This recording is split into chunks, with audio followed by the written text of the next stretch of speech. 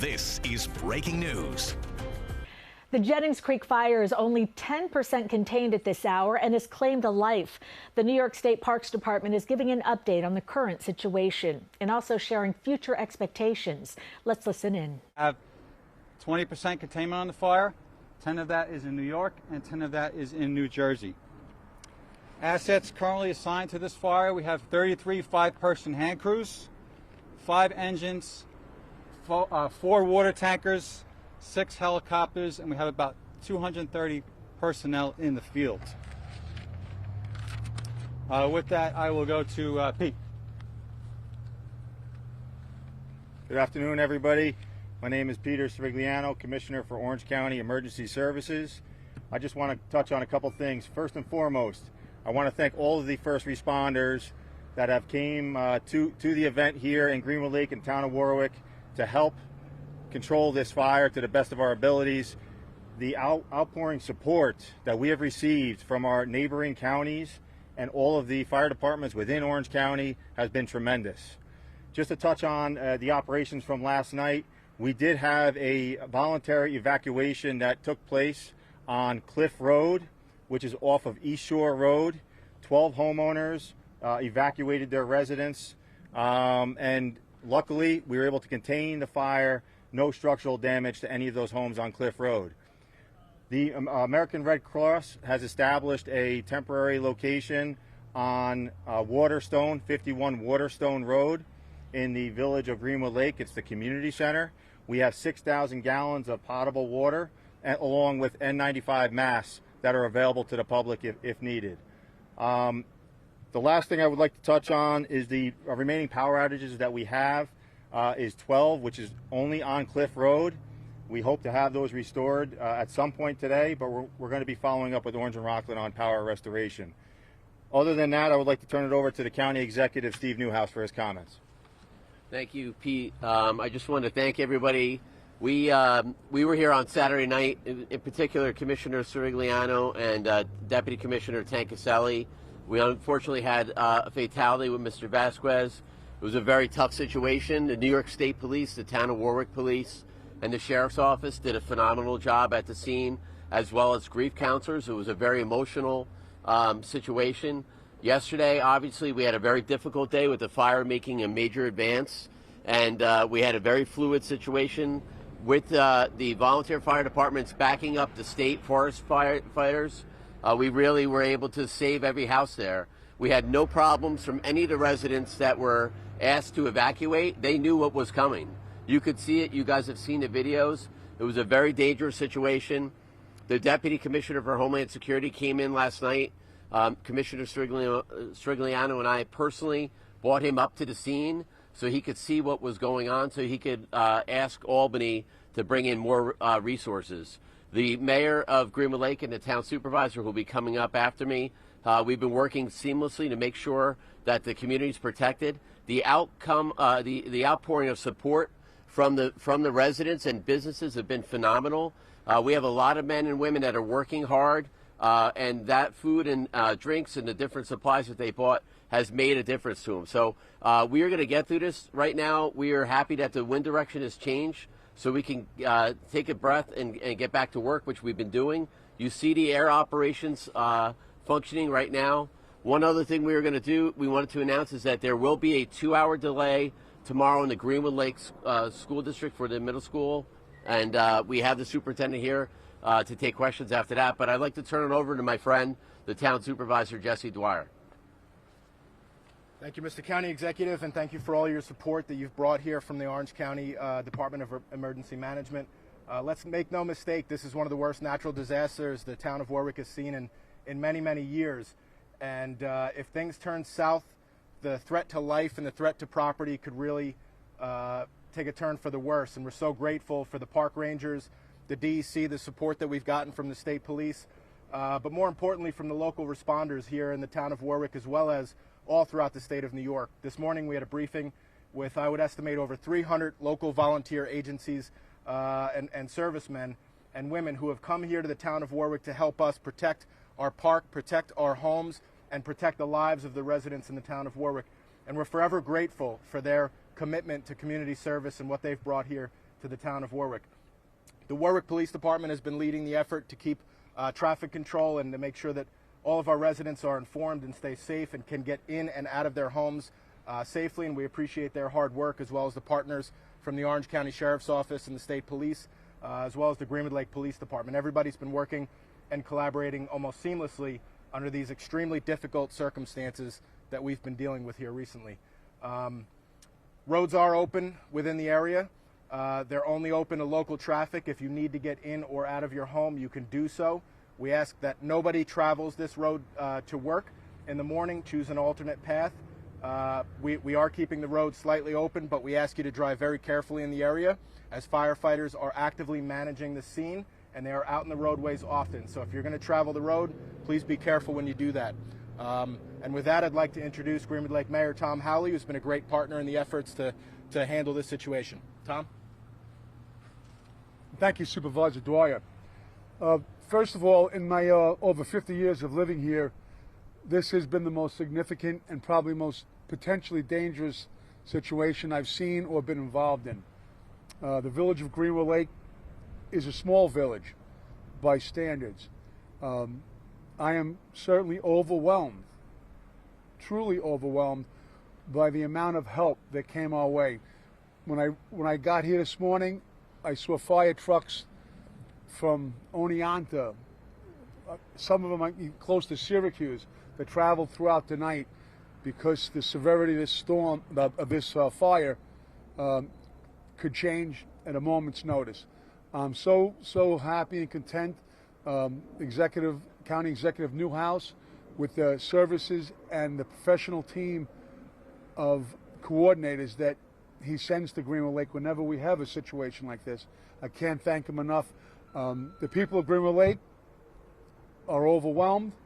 Our restaurants, the people who provide us with provisions, like was said a few seconds ago, it keeps the firefighters moving, keeps them fed and thirsty. I can't thank you enough. And God bless everyone, and God bless America. Thank you. At this point in time, we'll take any questions. We'll start on this side and we'll kind of work our way around. Anybody over here? Question? I just want to verify the acreage, because over the weekend it was like roughly 2,000, so now we're talking 5,000 acres. How did we get here, and is it part of your operation that it's enlarged by so much? The acreage is 5,000 acres. We did a recon. Initially, the fire was too dangerous to get close to it, get an acreage. We actually flew it this morning, so that is a number a good approximation of what we have right now. The only way to truly get a good acreage is to have somebody walk that fire line, and right now that's too dangerous, and we don't want to put people at risk to do that. And one quick follow-up. Winds are going to ramp up tonight, especially into tomorrow. So what is the plan of attack moving forward? Biggest concerns for you? So what happened yesterday, what happened over the weekend, we got a major push from the south wind, right? So that pushes the fire into New York, right? That's happened for a couple days now.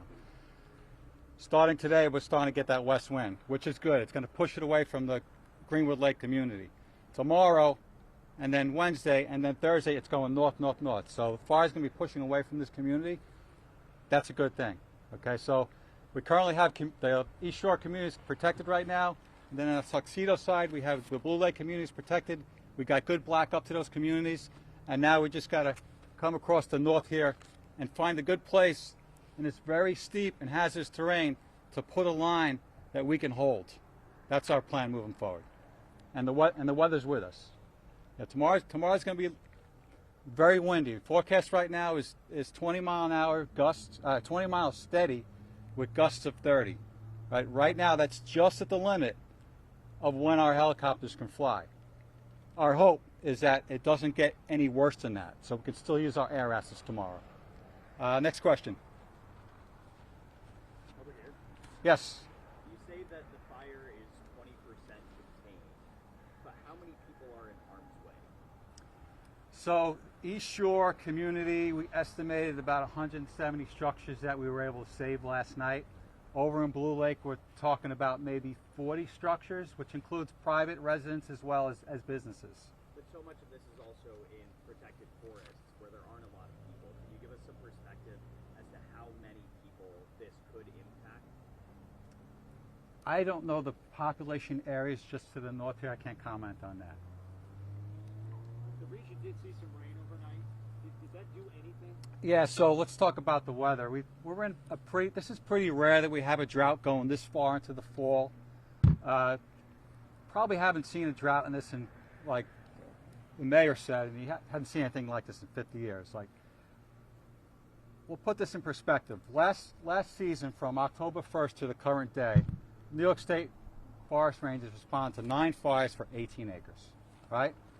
This year, we responded to 61 fires for almost 3,400 acres. You know, 6-fold number of fires and a vast increase, geometrical increase in the number of acreage, and mostly because of this large fire. We haven't had really good rain. Like, so last night we got a 1/4 inch of rain. That's kind of what we call appreciable rain. So it just gave us a little breather for our resources to get some rest. These local resources have been running and gunning since Saturday when this thing really blew up. Today gives us a little time to take a little breather, but tomorrow the winds come back. Yeah, it's been, from where I'm at in Suffolk County, we received maybe a 1/2 inch of rain in the last 10 weeks, where we should have had about 12 inches. That's how dry it is. So what does that do to our firefighting efforts? Basically, the first 5 inches of that duff, you know, that beneath the surface, leaf litter that falls off the trees, that stuff is bone dry, right? So right now, you get a little bit of rain, it puts that surface fire out, but if it's in the duff, it's going to stay there. It's going to smolder like a cigar until it gets dry enough, and then that fire can pop up again. And that's probably what we're going to see later this afternoon and in tomorrow when it starts going again. Can you speak to the need for residents to heed the warnings and the restrictions that are in place? I'll go to OEM on that. The county executive actually on Friday of last week renewed the burn ban that we currently have in effect in Orange County. And to the incident commander's point, Brian's point, it's crucial that they heed those warnings of the burn ban. And we've been touting that for the last 10 days or so, how crucial it is to not have the unnecessary bans. I can't stress that enough. We don't need any more work right now. We've been running for the past 30 days. We currently have about 15 fires right now that we are working in the lower Hudson Valley and the rest of the state. And, you know, we're getting tired. We're getting tired. So don't create any new fires. Don't create any new incidents for us to deal with. That's the best we can ask for the public. To that end, Brian, with the outpouring of the support that you've received from near and far, bottom line, do you have enough manpower? I think we're thin right now. We're protecting the structures that we need to protect, and that we'll see what happens in the coming days. We still have more resources coming in. There are some fires that are starting to get into a controlled status, and we're going to start receiving some of the assets from those fires on this fire. So do you anticipate that this fire is going to get worse and larger? It will get a little larger. Some of the things we do when we fight these fires is we fight fire with fire. We'll pick a trail that we can hold, set some backfire. So some of the fire will grow because of some of the efforts that we do out in the field, and some will grow because of the way the wind is pushing the fire. Brian, could you educate us a little bit, because we mourn with you regarding the loss of one of your colleagues, an 18-year-old who was barely out of high school, who perished while doing his volunteer work. It does raise the question of what kind of training do young teenagers get before they're thrust into a job like this to make sure they know where to go, where not to go, what to do, and what not to do. So our basic firefighter training is it's a federal wildland course. It's nationally certified. That's 40 hours of training. That includes classroom time as well as time in the field. Thank you. And Harrison, there is any measure that you are taking that we can avoid other people dying from batting this fire? We try to do. This is a very dangerous profession. This is a very dangerous incident that we have here. And we try to do the best thing to mitigate as much of those hazards as we can. You know, we don't go into these willy-nilly. We try to think about and measure the risks that are there, right, versus the values at risk, right? Biggest value at risk right now, like last night, was those communities, right? Our priority is always life safety. And for us, that includes our boots on the ground. We want to send our firefighters home at the end of the day, right? And then property comes next. So it's always life safety first, then property. And we do the best we can with the resources we have on hand. Could you talk a little bit more about the terrain that you're dealing with and what makes it so challenging? Yeah, so what's so challenging here is we see the hills right here, right? Fairly steep. It gets steeper when you go over that ridge. And it's also super rocky. Like we've got 3 dozers on scene right now, and there's very limited place that our dozers can get to and actually put some really wide control line in for us. Most of our efforts is going to be hand line, people hiking in with hand tools to make the fire lines that we need to try and contain this. You just can't put a dozer area on, because then it's managing that risk, right? Like this, we don't want to put our dozer operators at risk, especially when there's a large fire right next to it. Do we have a cause yet? We don't have a cause. We know the origin on where it started. It started, I'll give you. It started near the intersection of the Lake to Lake Trail and the West Valley Trail. Because we still have an active fire that's still going, it's unsafe to put our wildland fire investigators in there to start doing the cause and origin investigation, but when that happens, we will. Is that New York or New Jersey? This fire started in New York and then moved into Jersey. Now it's over the state border. And just to be clear, there's no mandatory evacuations No. in either state. And is there you mentioned a little over 100 structures in total that were safe, but are any still threatened at this hour? Not currently. Not currently.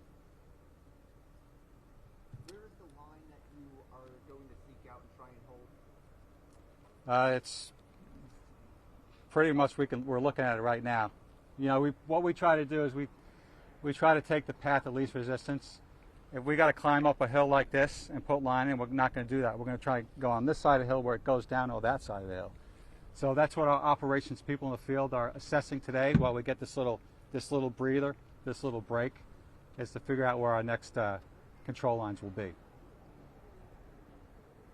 you for all you guys are doing. Anybody else?